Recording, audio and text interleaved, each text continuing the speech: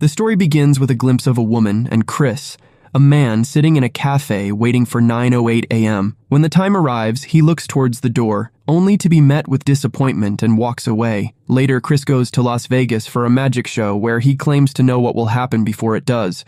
To prove this, he invites a woman from the audience to the stage. He reveals that her necklace will disappear before it actually happens. Meanwhile, a man and a woman in the audience are keeping a close eye on Chris. It turns out Chris doesn't earn much from his magic shows, so he often uses his abilities to his advantage in casinos. However, Chris can't see the complete future, only a glimpse of the next few minutes. While Chris is gambling at the casino, the staff starts to suspect him. Just then, Chris sees a camera pointed at him as if he can hear everything they are saying. As security is dispatched towards him, he quickly gets up and heads to the cashier's counter, where he sees a man with a gun trying to rob the casino. When a police officer tries to stop him, the man shoots the officer. However, this hasn't happened yet. Chris, anticipating the situation, confronts the robber before he can pull out his gun. When the police ask Chris to put down his gun, he quickly runs away to avoid confrontation. Using his unique ability, he easily navigates through the casino, dodging all the police officers. He escapes the casino, hops into a car, and drives away. The police give chase. While driving, Chris's car suddenly crashes into a train,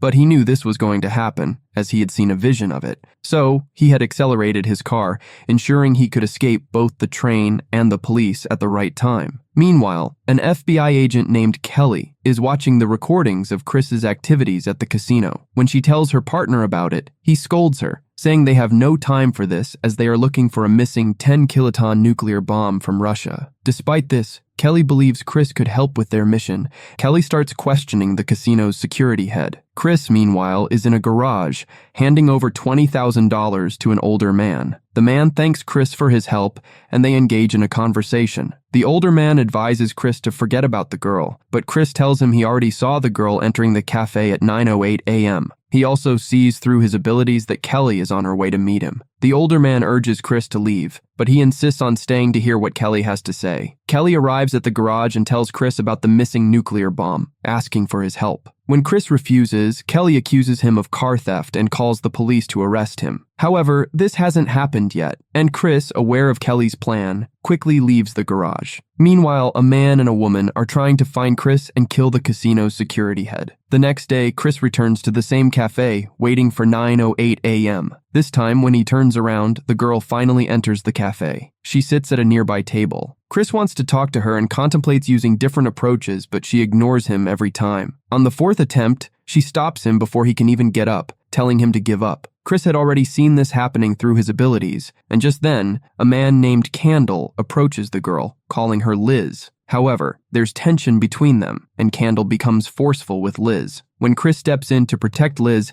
Candle attacks him, but Chris dodges with ease. Liz silently leaves the cafe. This too was something Chris had already foreseen, and he knowingly takes Candle's punch to the face. This causes Liz to immediately stand up and yells at Candle, forcing him to leave. Then she picks Chris up, sits him down with her, and apologizes. During their conversation, Chris explains that he was supposed to be at a place called Flagstaff, but his car was stolen. Liz offers him a ride, as she's headed in the same direction. After they leave, Kelly and her partner arrive at the cafe to investigate, and they learn that Chris was at the cafe twice that day, both times at 9:08 a.m. After meeting that woman, he stayed at the cafe for a while. Then a waiter informed Kelly about where the two were headed. Following this, we see the same man who had killed the casino security head, now unloading a nuclear weapon with help of the gang. A man in a coat approached him and said that Chris needed to be executed of immediately because the FBI was very interested in him. Meanwhile, Chris and Liz arrived at a settlement where Liz had been teaching children once a week. During this time, Chris entertained the kids with some magic tricks. On their way back at night, however, due to the bad road ahead, they decided to stay at a hotel for the night. The police soon found out that both of them were at the hotel, and they also received news that the nuclear bomb had entered their country. Kelly then used all her resources to catch Chris, hoping he could help them. Meanwhile, the gang was also keeping an eye on the FBI, trying to reach Chris before they did. Back at the hotel, when Liz came out of the shower, Chris complimented her beauty and gave her a rose, bringing them closer to each other. On the other side, Kelly received a call from her office, informing her that someone was following them. As Liz was sleeping next to Chris, he suddenly woke up, realizing what was about to happen in the future. The next morning, when Liz stepped out of the hotel, Kelly stopped her and got her into the car. She showed Liz a video of Chris at the casino and explained everything. After showing the video, Liz was asked to mix a drug into Chris's drink that would make him fall asleep within 5 minutes. However, she was instructed to add the pill 2 minutes after Chris had left the room. When Liz returned to the hotel, she sent Chris to take a shower. Meanwhile, the gang members were waiting to shoot him as soon as he stepped out. Liz added the pill to the drink after 2 minutes, but just as Chris was about to drink it, Liz stopped him and revealed the truth. Chris then changed his drink and walked out.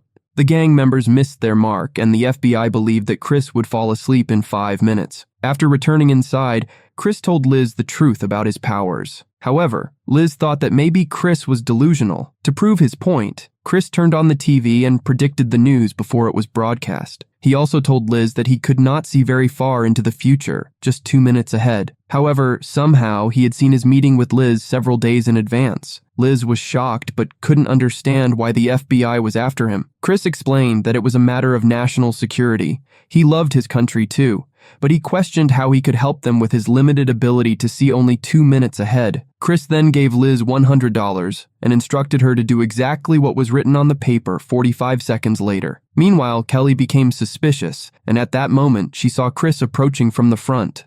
Chris looked at his watch and then jumped into the ravine.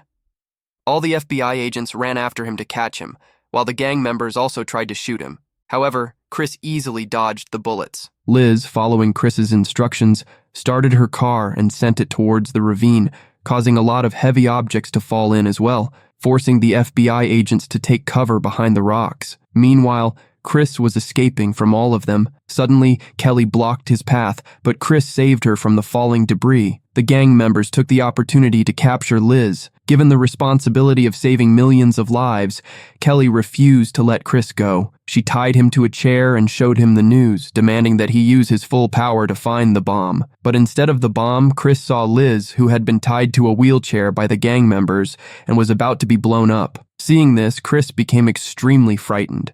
When Kelly asked him about it, he remained silent, knowing that telling the truth would mean being confined to that chair forever. Chris was then locked in a room, but he attacked the guards at the first opportunity and escaped, just like he did at the casino. The FBI then chased him through the streets. Chris was now running towards the roof of a multi-level garage. Kelly left the other agents behind and followed him alone. On the roof, Chris stood in the corner, looking at the roof. When Kelly asked him what he was doing, Chris told her that in the next 2 hours, the gang members were going to kill Liz there. But Kelly suspected that the gang might be using this as a trap to kill him. But Chris already knew about this, and so they decided to work together on this. After this, Chris walked on the roof without fear. Seeing this opportunity, the gang members who were nearby fired at him. After that, Chris pretended to die. On the other hand, the FBI agents eliminated the gang member. Kelly knew that they couldn't save Liz this way, and therefore, she asked Chris to pay more attention. Doing so, Chris was shown the number of a white van in which they were going to take Liz. The FBI immediately found this van in a harbor. After that, they made a plan together with Chris. We then see that some gang members are putting Liz in the van. They were about to leave when the FBI arrived as well. To escape them, they started driving the van in reverse. But then, at the right moment, Chris asked Kelly to shoot and overturn the van. After that, Liz got out of the van and entered a building. Meanwhile, with Chris's help, the FBI was killing all the snipers and moving forward. However, the gang members caught Liz again, and using her as a shield, they entered a cargo ship. Inside, they had set a bomb with lasers. But when the FBI entered the ship, Chris found out about this and warned everyone. While moving forward, Chris got shot, but as usual, he had already seen this happening, and therefore, he had told the FBI agents about the sniper beforehand. To find Liz, Chris started seeing the future in different ways, and while tracing Liz and the kidnappers, he reached there with the FBI. But Liz was still with the gang members. Using his powers, Chris dodged every bullet and reached them. After the bullets ran out, he tried to press the bomb, but Kelly shot him and saved everyone. After that, Chris was trying to calm Liz down when Kelly reminded him about the nuclear bomb that had been sent to another location. A screen was shown to Chris to find it, and as he focused on it, he felt a strange sensation. Immediately, he asked everyone to duck, and at that moment, there was a huge explosion. Chris had actually seen all of this while lying on the bed with Liz. After that, he told Kelly that he would help her completely, but his condition was that Liz would stay out of it. After Kelly agreed, Chris told Liz that he had some work to do outside. After that, he went with Kelly to find the bomb, and the movie ends here.